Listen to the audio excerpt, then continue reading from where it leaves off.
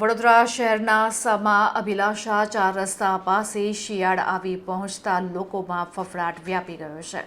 આ વિસ્તારમાં શિયાળ આવી પહોંચતા જ શિયાળનું રેસ્ક્યુ કરવા માટે વન વિભાગની ટીમ આવી પહોંચી હતી।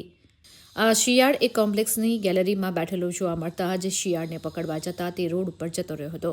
રોડ પર શિયાળને પકડવા માટે વન વિભાગની ટીમ દોડી આવી હતી। શિયાળે લોકો અને વન વિભાગને દોડાવ્યા હતા।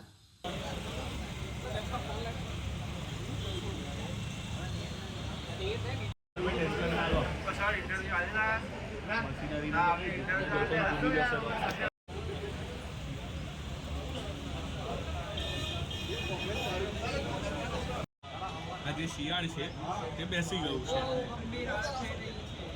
હવે વિષય એ છે કે